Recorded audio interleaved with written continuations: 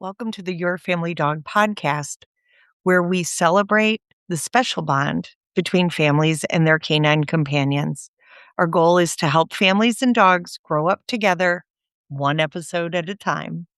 Welcome back to the Your Family Dog podcast. Today, we are joined by friend of the show, Dr. Erin Malone, a veterinary oncologist, and she's going to talk about some new services that she's offering. So, Dr. Malone, welcome back to the program.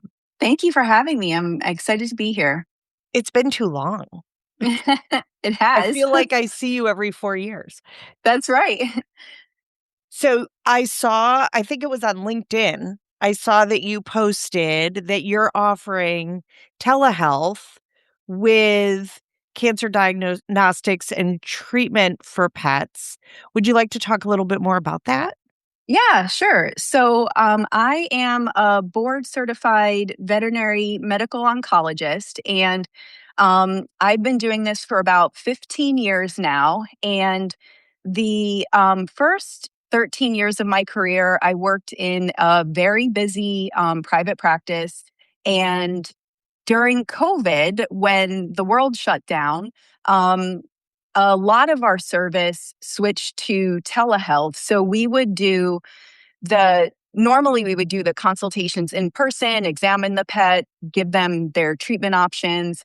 And during COVID, all of those consultations became virtual so that if we didn't have to bring extra people into the hospital, exposing ourselves to germs, it just was safer at that point. And what I came to realize is clients really, I think, appreciated the opportunity to be able to get all of the information about their pet's cancer, or what we thought we were dealing with, um, in a non rushed manner, and being able to weigh their decision, take a couple days, and not feel like they had to make that decision on the spot necessarily. And granted, we never want a client to feel rushed into making a decision. But if you have taken time off of work and you're sitting in the clinic and you maybe can't come back for another week or so, there was automatically some time built in for the clients to be able to decide how they wanted to move forward. And so that kind of got the wheels turning. And I think that COVID really taught us that there is a role for telehealth consultation. And then the other thing I think I've realized over the years is, cancer is a very scary thing when your pet has been diagnosed with cancer. You don't know what that means. Everybody sees horror stories in terms of what their friends and family go through. And the idea of chemotherapy is scary. And a lot of people, a lot of owners really just want the information to know what to expect. And I realize that there's a good percentage that may never want to consider things like chemotherapy, and that is okay. So what I'm offering now is purely telehealth, and telehealth is kind of a loaded term and there's a lot of confusion around it. And especially in veterinary medicine, there's a lot of laws around it too, in terms of what we can or can't do. So, what I'm offering is more, I would call tele advice. So, clients can book a consultation with me. I review all of their pets' records, and we talk either over the phone or over a video consult about what all of this information means, so that they can better understand the diagnosis and the treatment options and the side effects of those treatment options. Especially with chemotherapy, there's a lot of misconceptions about what that might look like in pets. And a good majority of people, again, they don't necessarily want to pursue chemo. Or some people, once they do hear everything, say, oh, it's not as bad as I was thinking. So I offer I offer owners the ability to get that information. And there are quite a few roadblocks to um, actually being able to see an oncologist, and for a lot of people. So there are between 400 and 500 veterinary oncologists in the United States. Not everyone is practicing, and we're primarily concentrated in bigger cities. So if you happen to live in a rural area, distance may be a roadblock for you. Time may be a roadblock for you if you can't get the time needed off of work or built into your schedule to take a half a day and go see the oncologist.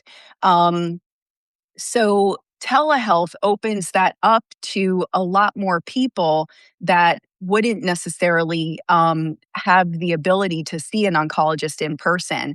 Um, and the other concern that we run into a lot is because there's not a lot of us, we're often booked out weeks. And it's not unheard of to your pet is diagnosed with cancer and you call an oncology clinic and you're getting told that the first available appointment is 4 to 6 weeks away. And for some cancers, you don't really have that amount of time to wait before you even get the information to consider the treatment. Um, so I can generally offer consultation in a much quicker time span too, which enables potentially treatment to get started sooner and allows that owner, gives them the information sooner so that they're not spending 4 or 5 weeks um, worried about their pet and wondering what's going on and having all of these questions. Um, with telehealth, I am not examining the pet and I'm not directly treating the pet. So that is one downside. But I can provide clients the information that they might need. And then, if they do want to seek care, potentially then schedule with an oncologist. I think there's also a lot of things that a general practitioner can do in their practice with some guidance. And I can provide that guidance to them too.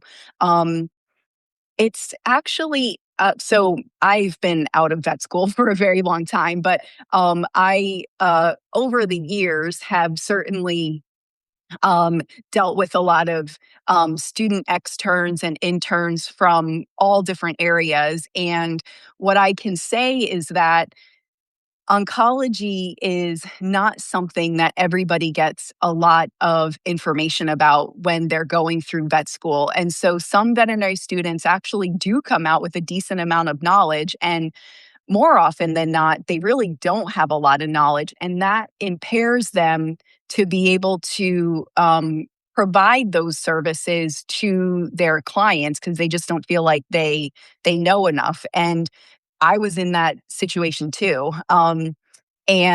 But with guidance, with somebody helping them understanding what they can do, I think it's a lot more comfortable for them to potentially be able to provide some care, whether it's, oral chemotherapy or palliative options to keep the pet comfortable. Well, and I love this idea that you're able to magnify yourself by being able to support my local vet Yeah. in the middle of Iowa or whatever, where that may not have been an option. Like I was fortunate enough, Cornell was like 45 minutes away.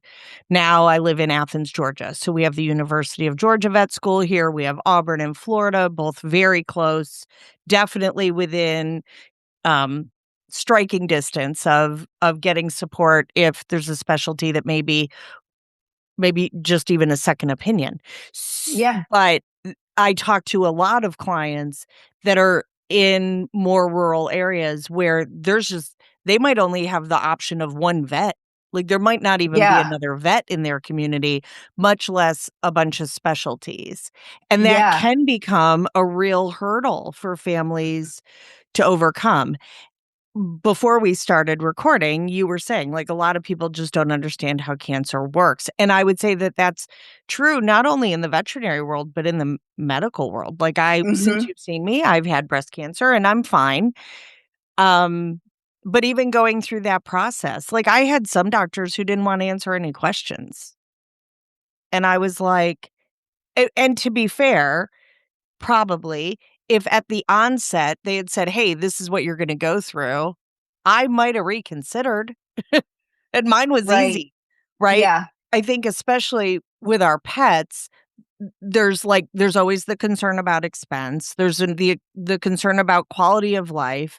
There's the all this many of the same concerns we have with humans. Like, okay, how many times am I going to have to drive to the office, and how many days am I going to have to take off, and how sick is my dog going to be, and is somebody going to have to stay home, and all those things. Just having a veterinarian like yourself who can talk a family through that is I mean, that's like gold. That's why I messaged you. I was like, come on the Yeah. podcast and talk about Yeah. this because it's something that's not only missing in, well, now it isn't missing, was missing in the veterinary world. It's definitely missing in the human healthcare system too, right? Yeah. Everybody's like, you got 15 minutes and boom, boom, boom. And we're like running. And it was a little bit like a machine. In Yeah. That's addition, really unfortunate. I mean, I can tell you, we lost my 4-year-old male Doberman just after his birthday to osteosarcoma that came out of nowhere. Hmm. And then 7 days later, lost Marco to hemangiosarcoma. And Oh, it I'm was so awful, sorry. right? Like, Yeah. it was like both of those. I just felt like, okay, well, we're like, we don't really have any options, Hmm. really. Um, it was excruciating. It was awful, Yeah. right? Yeah. Yep. And especially a young dog. I think when our dogs are 14 and they get sick, we're It's a little bit sad, we're different. Yeah. devastated, we're gutted, but we're also like, "Hey, they don't live forever." Hmm. But when they're 4, you're like, Yeah. "This bites." It's So devastating. so can you talk a little bit about, like, new research and also what families can generally expect when it comes to, for example, hemangio and osteosarcoma, there aren't really a ton of treatment options, really, by the time the average dog gets diagnosed. So there are treatment options. I think it depends on when the patient is diagnosed. And I lost my own dog to hemangiosarcoma during my residency. So I'm sorry. that yeah, I mean, so I know what the clients are going through when they're sitting in front of me, and that's what got me into this specialty to begin with was an experience of cancer in my own cat before I knew that I wanted to specialize in oncology. But I think one thing is that unfortunately, cancer is so prevalent and it's not just one thing that causes cancer. It's a combination of things. And I tell pet owners it's partly genetic. Our DNA is so intricate and nobody has perfect DNA. We're all born with little hiccups in it. And unfortunately, nowadays, we're all exposed to things that cause cancer. And even, trying to limit that as best we can, it's impossible. And so it's a combination of just those two things, our genetics and our environmental exposure, that allows cancer to happen. And the statistic is that 6 million dogs are going to get diagnosed with cancer every year, which is mind blowing. And 25% of dogs um, in their lifetime are going to get cancer, and that includes all ages. And once that dog makes it to 10 years old, it's 50% of dogs. So it's understanding that unfortunately it is just so prevalent. And owners shouldn't feel like they could have done something differently. There's not a lot that you can do to prevent cancer in your pets. If the best thing is don't smoke around your pets. That's something that's in our control. If you can avoid lawn pesticides and things like that, that's ideal. But there's a lot of things out of our control. So I think that, helps owners to some degree, knowing it's not their fault. In terms of hemangiosarcoma and osteosarcoma, there are new treatments coming out, and osteosarcoma is one of the cancers that is studied extensively in dogs. There are a few that there are just a tremendous number of studies because osteosarcoma in dogs mimics osteosarcoma in children, and dogs get it more frequently than children. And so, a ton of clinical trials get funded in on the veterinary side so that we can study these agents and how they work and how they improve survival, so that that can then be translated onto the human side and hopefully help people too.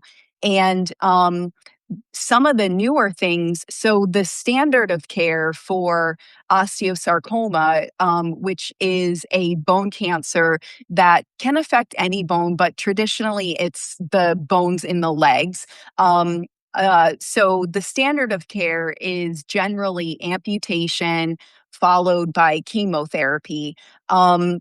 And that's been true for probably 20 or 30 years. And more recently, there have been some immunotherapies that have been evaluated too. There's a vaccine that is currently under investigation called the Yale vaccine. And that has been showing some promising results and doesn't have the side effects of chemotherapy. So it can be used in conjunction with chemotherapy to maybe improve survival, but it can be offered to clients that don't want to pursue chemotherapy either. So that has been super exciting. And then there's also a company called Elias, and they are doing it's called a vaccine as well, but it's harnessing the dog's tumor and harvesting T cells from the dog and using that to fight the cancer. And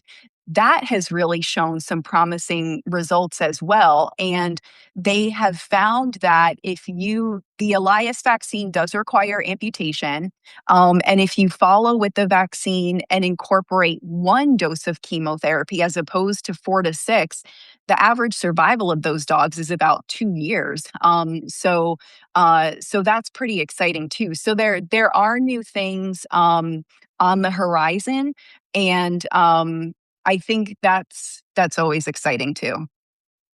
Yeah, I mean, I've lost 2 Dobes, 1 5 and 1 4, both to osteosarcoma. My other one lived to almost 18, right? So Wow. Yeah. so, n n um, gutting when it happens in a very young dog, and in both cases, by the time we found it, it was it was a mess, right? There wasn't Hmm. you can't amputate a shoulder really, Hmm. right? Or a Yeah. skull.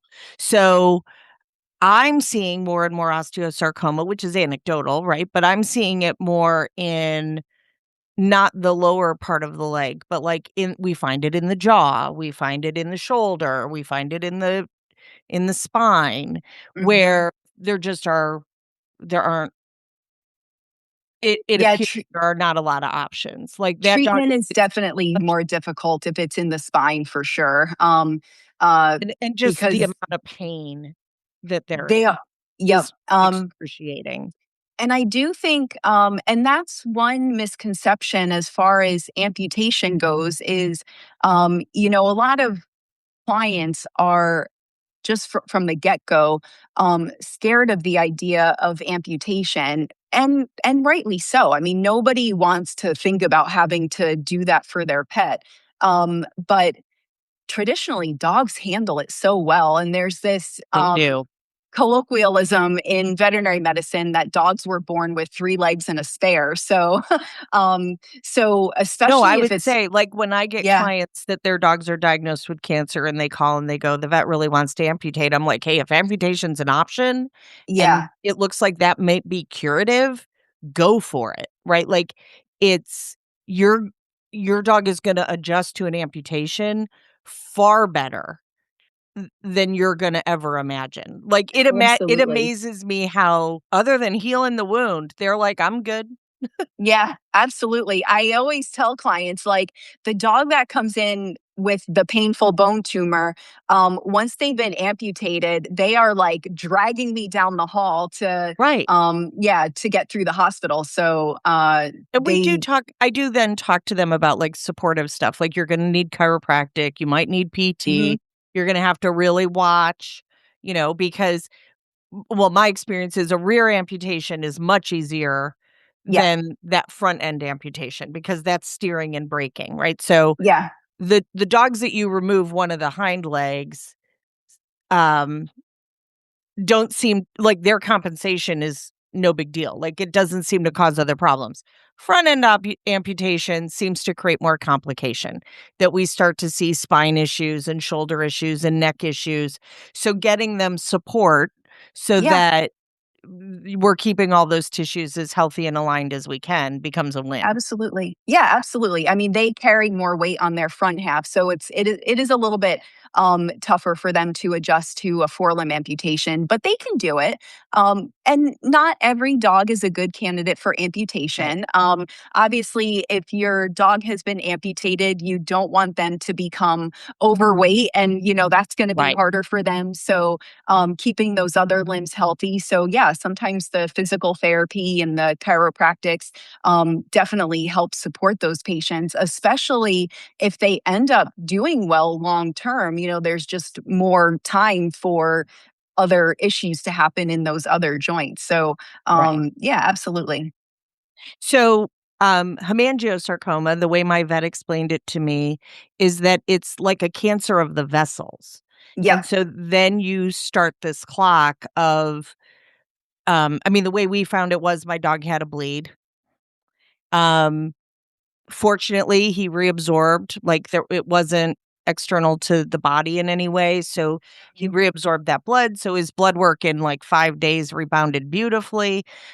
He wasn't in nearly the pain he was in, but my vet was very clear, like, "This is ticking," right? Like, you need to spend good time with him, you need to love him, and you need to let him go because how that disease progresses is at that stage of the game is awful. And Yeah. so, like, gave me really good markers, and I think we timed it probably as well as we could have. Like, he had a really good Hmm. day, but he was ready. Uh, now and I know isn't that one of the cancers that now there's, DNA testing for? There is, yeah. So there is some in clinic testing. If you have the machine, you can run it in clinic, or a lot of commercial labs have the capability to, like IDEX and Antec. It's called NuQ, and it is testing for genetic elements, DNA elements, and um, if you have more of these nucleosomes in circulation, it is more concerning for cancer. Um, so if you do get a test that comes back, high risk, it doesn't confirm hemangiosarcoma. It could be a different cancer, but it is something that may allow for earlier detection.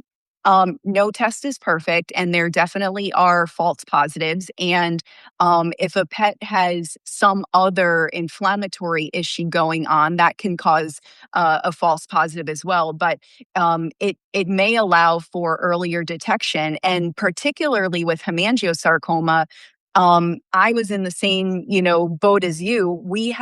I had no idea that my dog had hemangiosarcoma until it ruptured and then, caused the various symptoms of shock.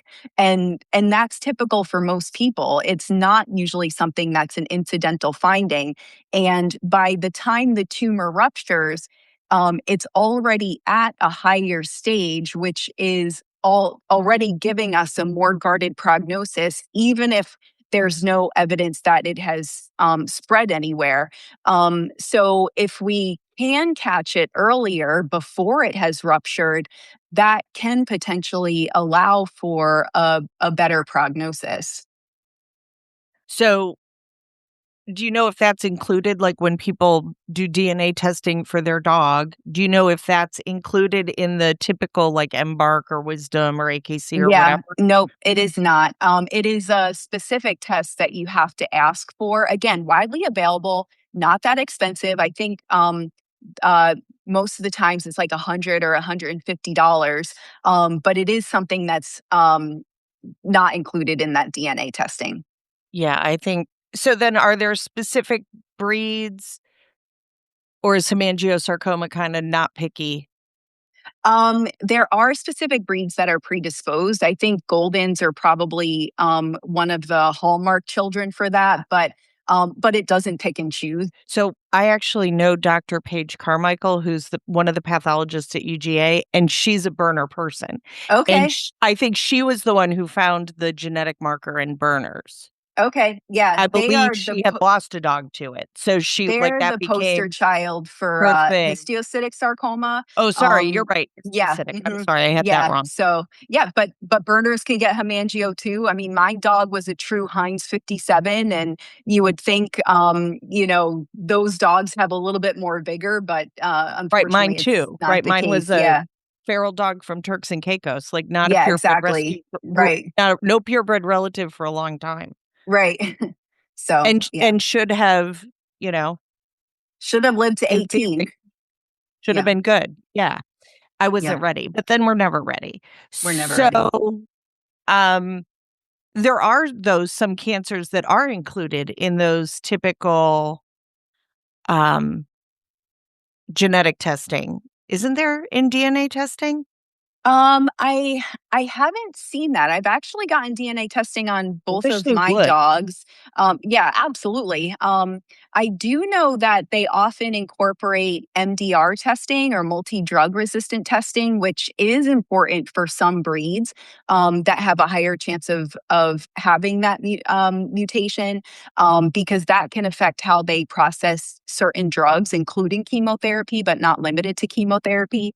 So, especially collies and Australian shepherds. And I actually had a patient, Australian shepherd, and the dog had lymphoma. And I was talking to them about, they were interested in chemo, and I was talking to them about doing the MDR test. And they said, "Oh, we already have that because we did a DNA testing in our pet," and they pulled it up on their phone and it was Mhm. right there. And I was like, "Oh, it's perfect."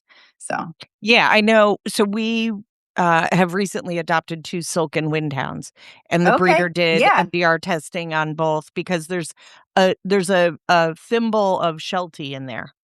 Okay. So Yeah. that's part of the breed makeup, and so they do that in collie eye are 2 things that they genetically test for to make sure that they're hopefully, hedging their bet of breeding healthy animals, and I was like, "I wanna go to a breed group that is completely different." Like, I couldn't do another Doberman right away, I couldn't do there was a lot of I had baggage that I was like, "I Yeah. can't." So we Mhm. was said, "Okay, well, we're gonna go with the Silkins," and they're lovely, and I enjoy them, and they have, like, silly prehistoric brains. Like, they're really I mean, sighthounds in general from a behavior standpoint are really different. I know they're different medically too. Yeah. Um, they're lunatics, I love them. They're hysterically funny, but they also are they just think differently, which is really cool. Like, I love that. to You don't have see many something of them. They're not a popular breed. well, so here in Athens, there are 6. We have 2. Oh, wow, okay. So, And because it's, a relatively new breed, we were just accepted into foundation stock service with AKC. So, the breed group has been really pushing for AKC acceptance, and so breeders are staying in touch with families. Most of the dogs are being, exercised, at least in performance sports, if not in conformation. So, like, my 2 have not been bred. One is a UKC champion, the other one is not. One has done, large gazehound racing association lord coursing, the other one is not. The the the one who hasn't, we joke that we only paid for 2 dimensions because you can't fit a fist between his front legs. Like, he's that narrow in the front. Wow. I'm like, "I can't lure course you, like, if you crash, you will break all of your bones." Yeah, right. We're not doing that. Like, we're gonna find something else fun for you to do because 'cause we're not, no. I don't wanna crash and break all your bones. But he's hysterical and adorable, and he's lovely. Like, really nice dogs, which is nice too. So, so when a family has a diagnosis, for example, lymphoma, Mhm. what do families need to know? I think they need to understand. So, that is a chemotherapy responsive cancer. It is a cancer that can show up in any age. 6 months old to 16 years old. And dogs can be completely asymptomatic when they're diagnosed. And they're bringing their dog in, they think, for a vaccine visit, and walking out being told their dog has lymphoma, and that is scary for a lot of people. Um, Often it starts with enlarged external lymph nodes, but there can definitely be disease internally. And some dogs, the disease is only internal, and you don't have any external measurable disease. Um, and that is one where, with chemotherapy, we can make a difference. And we don't actually know that about a lot of cancers in veterinary medicine. There's still an indication for chemotherapy, but for many cancers, we don't have the data to say how much we're going to improve survival if we add on chemo. But this is one where we can make a difference. And it's probably the most common cancer that anybody that practices oncology sees. I mean, you deal with it multiple times a day. And they do tend to tolerate chemotherapy really well. I mean, that is the whole point of all of this is, yes, we want to give them more time with their pet, but it has to be good quality time. Otherwise, we're not doing right by the pet or by the family. And for any cancer, individual survival is impossible to predict. And we can, draw on all the information that's in the literature and give a best guess in terms of how long we think, what the expectation for survival is. But any dog's cancer can do whatever it wants. And so that's important too, is understanding, if I tell a client with this cancer, the expectation is a year to a year and a half, it's not for the owner to, turn on their stopwatch and say, okay, that's how much time we have left. It could Right. be significantly longer, significantly shorter. And there are also palliative options. So if a client doesn't want to do chemotherapy or doesn't want to do the most extensive, expensive protocols, there are other options too. So it's understanding that we can generally find something that fits within the owner's time constraints, within their budget, and and keep their pet feeling good throughout the duration of treatment. So I've had a vet tell me that when we're doing chemotherapy with our pets, we're not looking to cure a disease. We're looking to extend time. So the way she explained it to me was if you do chemo for 6 months, you're going to push out, um, loosely. You can figure that you gained 6 months, right? When you stop treatment, the clock starts again. So would you say that that's a reasonable way to explain it? Yeah, so chemotherapy is not often curable. And part of that is because we we use the exact same drugs, but we don't do it necessarily with the same intensity that people are treated with because, again, we can't expect our patients to undergo the same side effects. We can't explain to them why they're getting sick, and they have no ability to make a decision for themselves whether they're getting the treatment or not. So that's part of why. We're generally not curing them.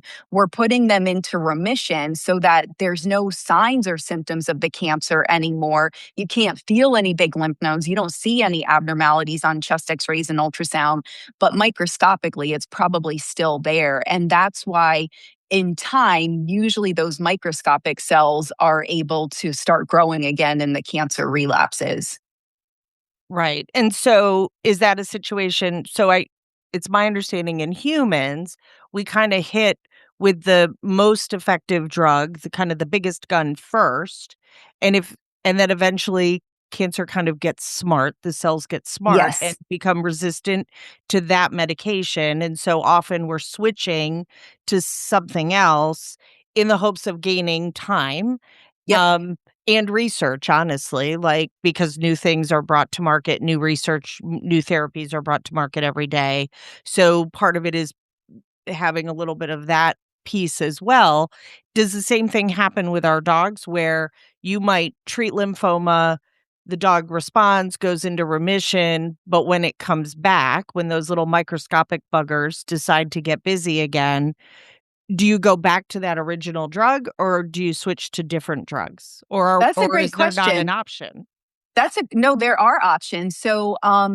So generally, if a client wants to pursue chemotherapy, um, and there's a choice between different chemo protocols, and they're open to any of it, we generally want to start with the most effective protocol to begin with. We don't want to start with like chemo light because then, you know, adding in more effective drugs are probably not going to be as effective at that point. But if a dog gets lymphoma, gets treated with chemotherapy, finishes the protocol, and eventually comes out of remission, and it's 2 or 3 months or beyond that, then yeah, it might make sense to go right back to that same protocol. And there's a really good chance, probably 85% of dogs will go into remission again using the same drugs if they've been off of chemotherapy for a while. Generally, they don't stay in remission as long the second time around, but it's always possible. I've seen a lot of weird things happen. Um, Compared to if they are actively on chemotherapy and their cancer has relapsed when they're on chemotherapy, that's a little bit more of a concerning situation to be in, because then maybe there's like a 25 to 50% chance that they're going to respond. And again, each length of time that we're getting for remission gets shorter and shorter. So I always say with lymphoma, the longer they stay in remission, the longer they've been off of chemotherapy, the better odds are that will do fairly well the next time around too, if the owner wants to move forward again in that way. And it all depends on, you know, the dog's other is the dog Right, having any other health symptoms? You know, if it's right. 2 or 3 years down the line, are we now also dealing with kidney failure or something like this that Right. we want to take into account? Are we having other concurrent Yeah. problems just like people, right? Yep. Like, I had the breast cancer, that was it. There wasn't other stuff. So it was really funny, I will tell you, like, but I mean, funny, weird funny, but the doctors all acted like I had had a CAT scan or had an MRI already or whatever, and I was like, I my only frame of reference for being sick is like having a cold or flu. Like, Hmm. I hadn't had any major Yeah. medical stuff.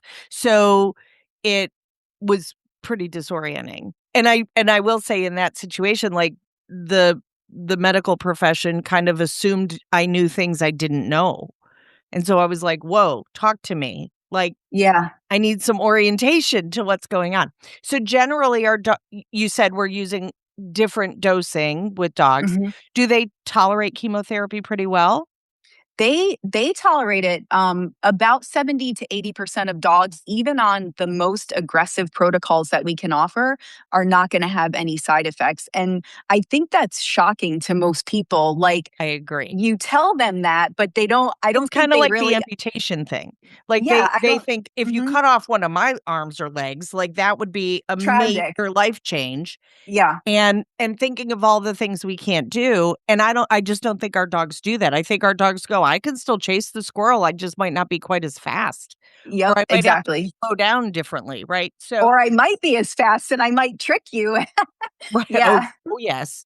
Yes, I have a little, I have an Aussie on my service who was fast enough to get hit by a car, Uh-huh. and he caught it, um, and so they set the leg and then got a bone infection, and so Uh, the decision was made to amputate, and I mean, he came home from that amputation ready ready to to go. ready to chase a car again, and I was Yeah. like, "Okay, we like, leash, like, stop," Yeah. right? And then we did a bunch of stuff. So, the but yeah, like, I've seen a lot of dogs so I think sometimes trainers, at least in my experience, have been put in the position that my customer might go to the vet and get answers, and then they're, like, calling me, and I'm like, "I'm not a vet, like, I don't know why you're talking to me about it," but they know that I do know some stuff, and I know Mhm. some people, and so I'm always grateful to be able to go, "Here, make this phone call."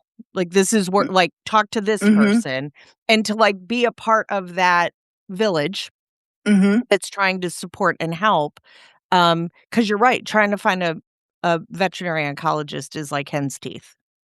Yeah, it can be And difficult, trying to get so in like, I'm sure we have some at UGA, but it's the same thing. You're gonna get an appointment in August, yeah, right, and, which like, my Doberman was in agony right now. My mhm. other dog was in crisis right now.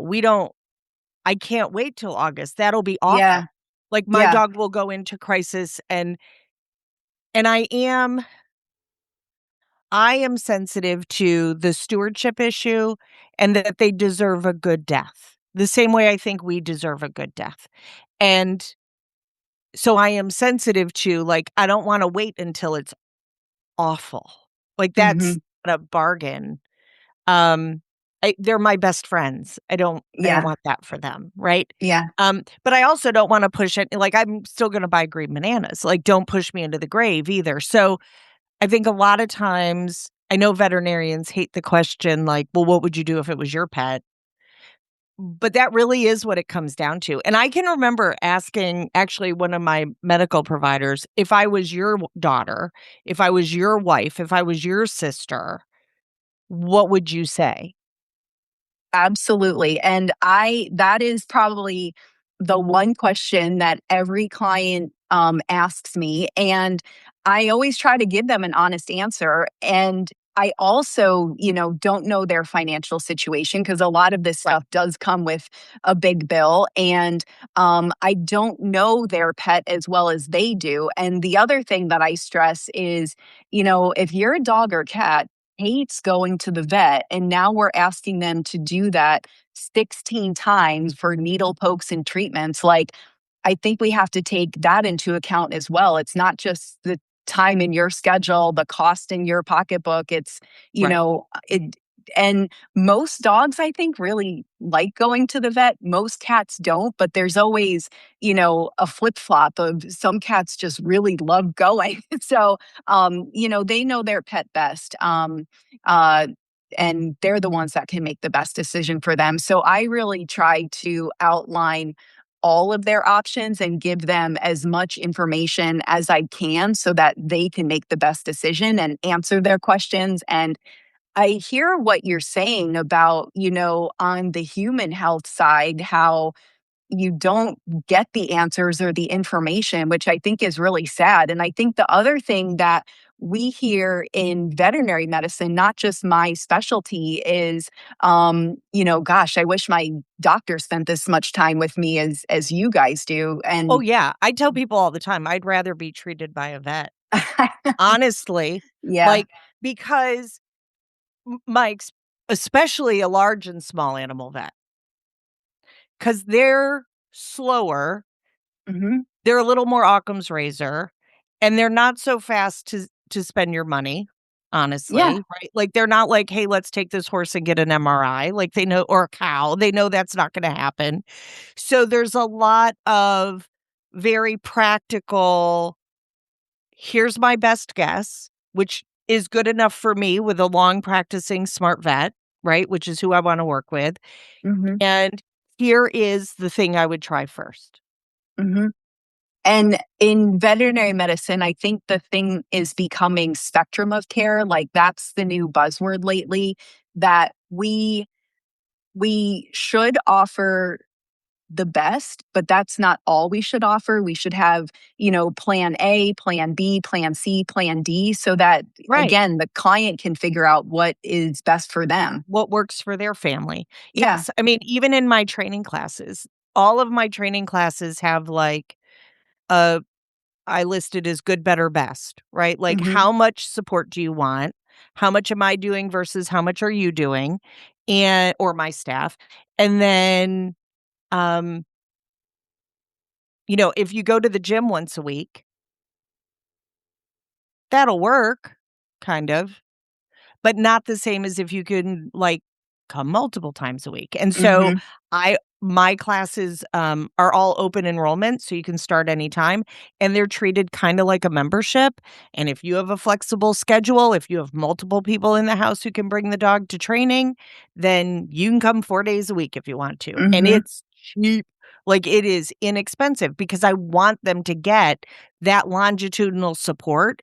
It helps me better support them, but it also gets them much, much better result in the end because things aren't languishing for a week in between or Mhm. 2 weeks in between, right? It's they come in and I go, "Great, I'll see you again Wednesday," right? Mhm.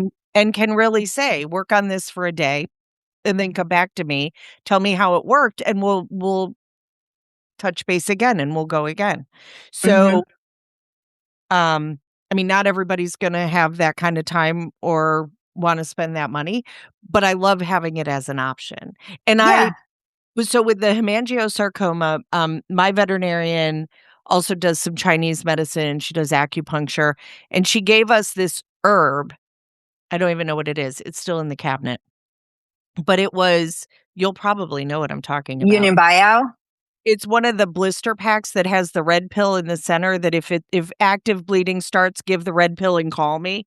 Union buyout. And Yep. yep, and it was I mean, again, I adore my vet. Like, she's sunshine and rainbows and unicorn breath.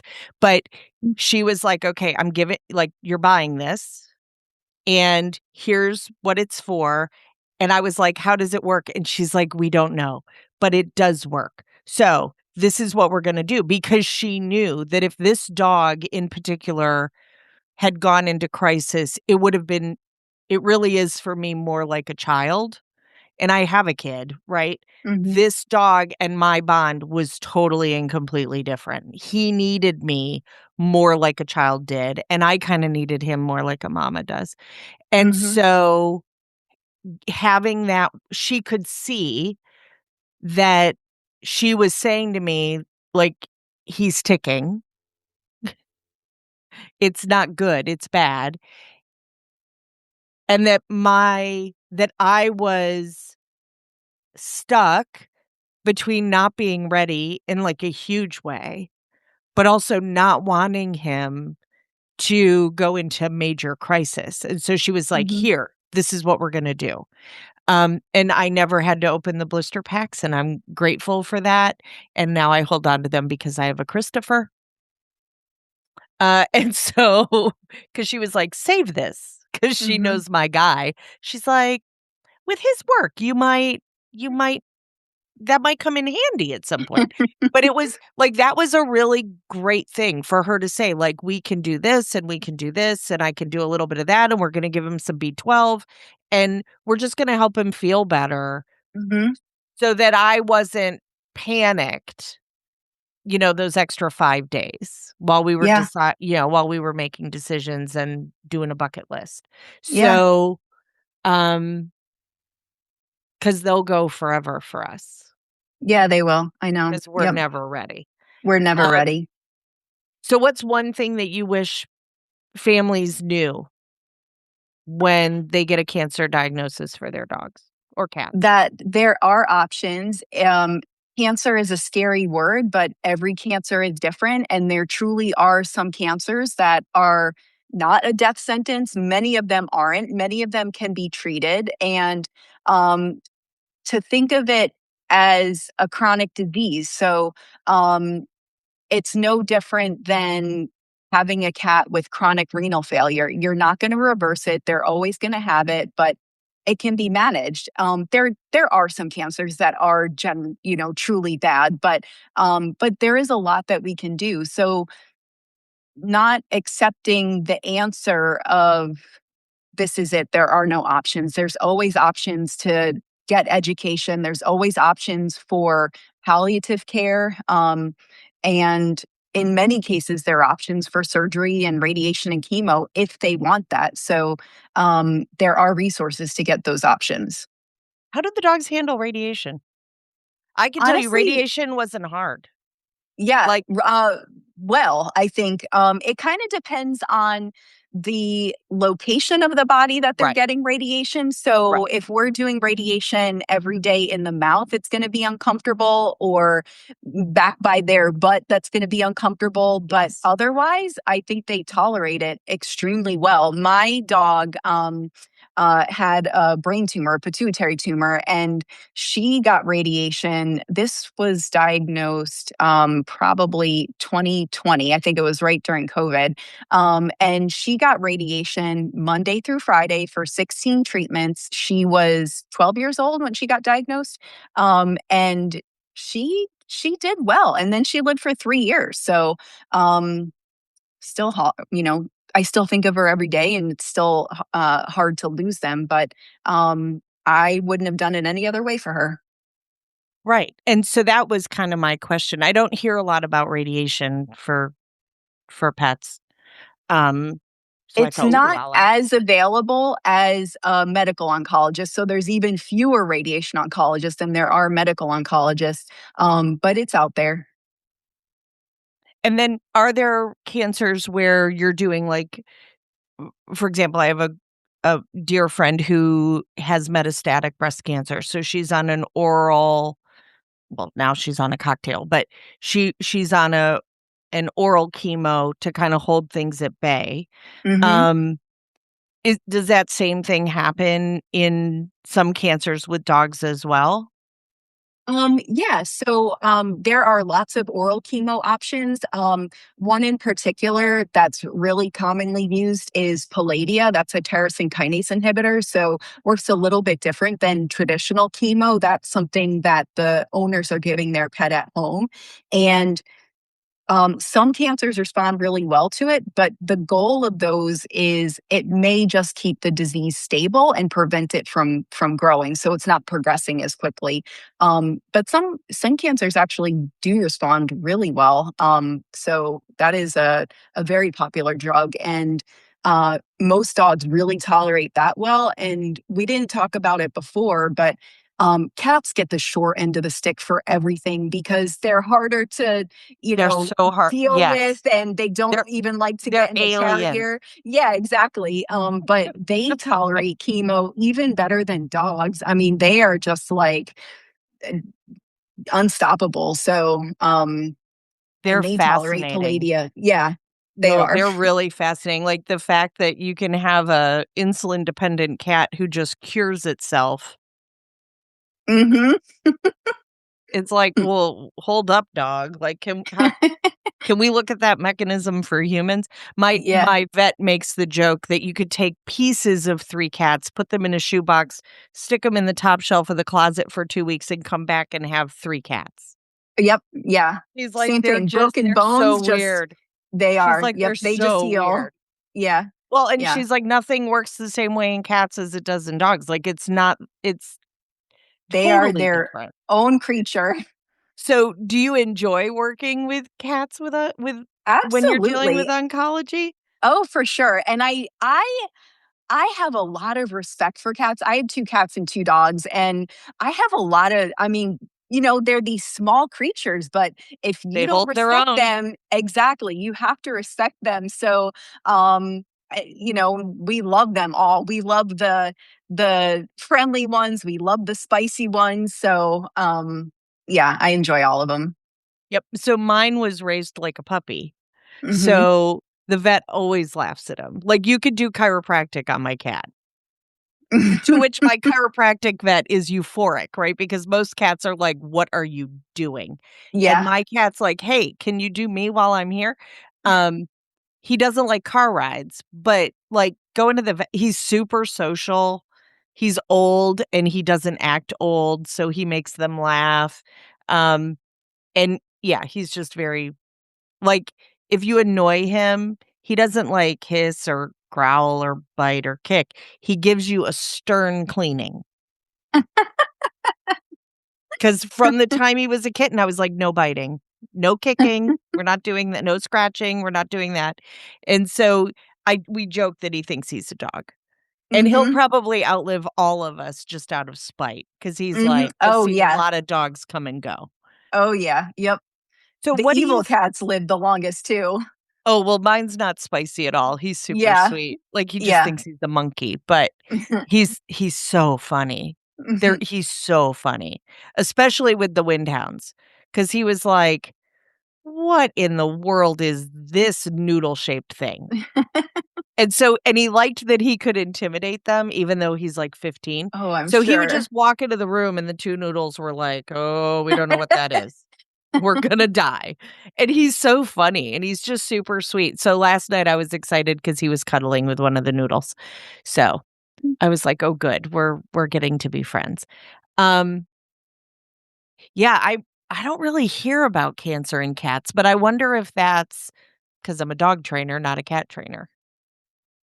They get it. The estimate is probably a third of them are gonna get it, so, it's a little bit less than dogs, but also I think, cats aren't as accepting generally of going to the vet, so,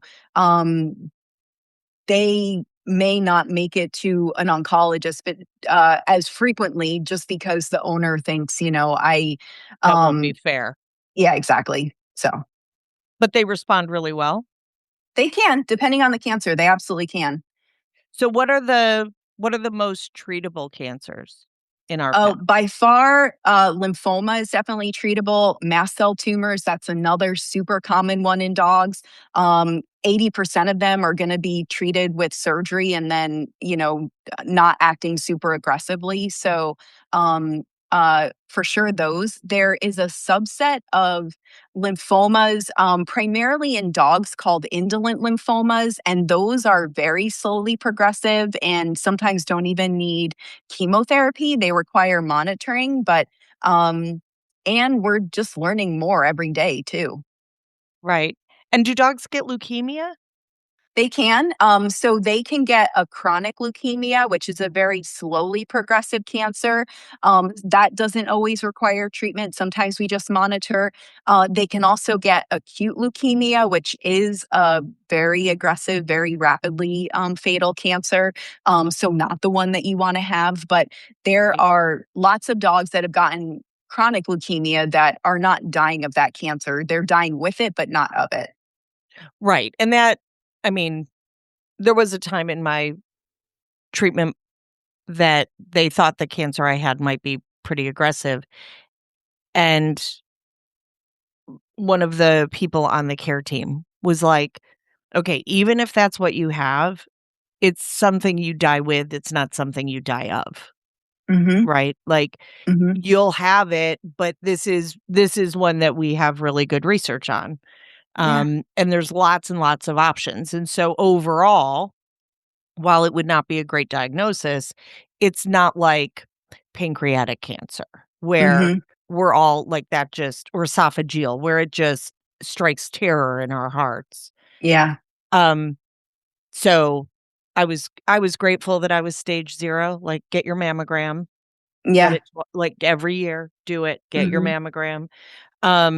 Cuz it's a lot easier to deal with early. And I do think like in the case of the osteosarcoma and the hemangiosarcoma, like, it's not, my dogs get really good care. They don't, it just doesn't show up until it's ugly. They're until so it does. stoic And about then, it. yeah, exactly. Yep. So, And so I think that's one of the things that's hard. So I'm excited to hear that there's some testing that can be done. yeah, So, how much do you think so when people are treating cancer in their dogs, are you also including on the team holistic support? absolutely. So, back when you were talking about the union buyout, so there are some things like that that I think most oncologists know enough about to incorporate. I mean, I think probably most of us use union buyout for hemangiosarcoma and bleeding tumors. But there are also other people, some are general practitioners, some are specialists that have more training in traditional Chinese medicine, and they know a ton more than I ever will. And I'm always happy to include things like that or offer that as um, a possible alternative if they're not interested in Western medicine. And I've been fortunate enough to work with some pretty amazing people and have seen some really amazing results with some of those things that have truly made me a believer. And I think, especially with like the Chinese herbs, I think we're understanding more and more that the pathways that they are inhibiting in treating cancer are some of the same pathways that some of the treatments we use are inhibiting. So, so there's a reason why people have been using those things for thousands of years. And um, I think I encourage people to seek those practitioners out if they're interested in it. I don't poo poo that stuff. I think there's a lot of benefit potentially to holistics and supplements in Chinese medicine. Well, and I think those medicines, those plant medicines and, adaptogens and that stuff, there's a reason it's been around for thousands of years. Right? Exactly. I have a friend who's a folk artist, music-wise, and he's like, folk art, folk tales, folk music stays around because there's something to it, not because, there's somebody pushing some agenda. So, Hmm. like, I agree with him that some of these things have lasting power because there's something to it. Hmm. So, I love to hear that. I love any time a veterinarian is like, "Yeah, like, all the things," right? Like, All the things. we could be cooperative in this and really help. Well, thank you so much for so if somebody wants to get a hold of you, Dr. Malone, because 'cause you're doing tele, how should they reach out to you? So they can go to my website and see what I offer, and that's www.malonecancervet.com. And it explains what I offer. There's a page for owners to look at, there's a page for veterinarians to look and see what I offer. There's resources on there. My email address is on there, info@malonecancervet.com. So, yeah, probably my website. Nice. And then are you doing any events coming up? Are you speaking anywhere coming up soon? I am. So in December, I am doing an oncology series with my husband, who's actually a surgeon. And we are going to be in South Carolina doing about 15 hours of CE of all things oncology. And then in February 2027, I will be presenting at Midwest Veterinary Conference here in Columbus, Ohio, 6 hours of lecture about various cancer topics. I wish there were more for the lay people to learn about it, which is part of what I do here, right? So I will absolutely have someone on to talk about things so that families can kind of dip a toe in and Yeah. support their vet. Um I think we're all on the same team. Like the family wants their dog happy or cat happy and healthy. So do the vets. So does the veterinary oncologist. So does the groomer. Mhm, So does the trainer. Like we're all on the same team. And so mhm. helping one another is a big, big deal. and being able to support that makes me happy. Yeah, So we're all on the same team. so I where in definitely agree South with that. Carolina are you gonna be? Charleston. Nice. Have you been Yeah. there before? I've not. I'm excited to check it out. Yeah. It's a pretty cool city. Yeah. I hope you have a great time. And Thank that you. should be and you said that's in December? Yeah. So So it'll be escape warmer the than cold. Ohio. Absolutely. That's what I'm going for. Well, Dr. Malone, thank you for loving all the families that you love, and I know that you do. And I hope that you'll come on and talk to us again I about would love to. anything, like whether I would there's love new to. research coming out. I think the especially oncology, right? Like no one wants a diagnosis of cancer, whether it's for their pet or a human animal in their family. But monsters hide in the dark, and when we turn the light on, it it becomes, while not fun to navigate, I think it makes it easier to navigate and less terrifying on top of it, right? So we can kind of go, okay, I don't have to be terrified. I can make some logical decisions. I can really look at the budget. I love your considerations of like if your dog hates the vet, that's going to impact what we do, right? Yeah. Because how they feel about all of it matters, right? We know %. in human cancer research, how we mentally have framed it has a huge impact on survivability. So, um, I just love how you love everyone. And I'm so I glad that you were willing to spend time with me today. I'm so happy to be here and I would love to come back. Great. We'll have to make that happen. Anytime you've got good stuff to talk about, just reach out and we'll be happy to have you. So Will do. thank you for joining us today on the Your Family Dog podcast. If you have any questions, we'll include Dr. Malone's information in the show notes. You can also email yourfamilydogpodcast@gmail.com.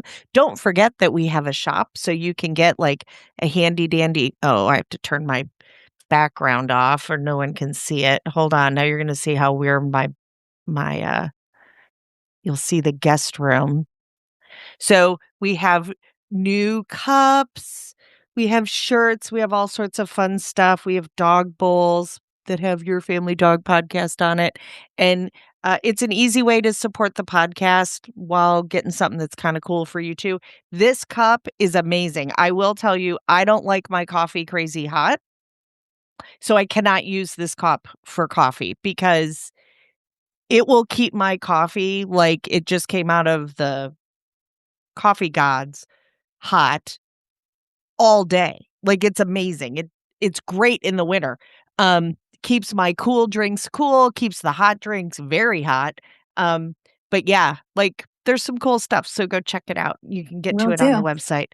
And Dr. Malone, mwah, chef's kiss. We love you, and thank your husband for his surgical prowess. And, Will we do. I always joke that surgeons don't really wanna talk. They just That's probably true. they wanna cut. Yeah, exactly. Yep. There's a reason they do what they do. Right, and thank goodness, because Mhm. some of us don't wanna cut. So, No. thank you and have a great day. You too. Bye-bye. Bye-bye. That's it for today's episode. Thank you so much for spending part of your precious day with us. If you enjoyed the show, be sure to follow, rate, subscribe so that you never miss an episode. We'd love to hear from you. Connect with us on social media or email us at yourfamilydogpodcast@gmail.com. We'll see you soon.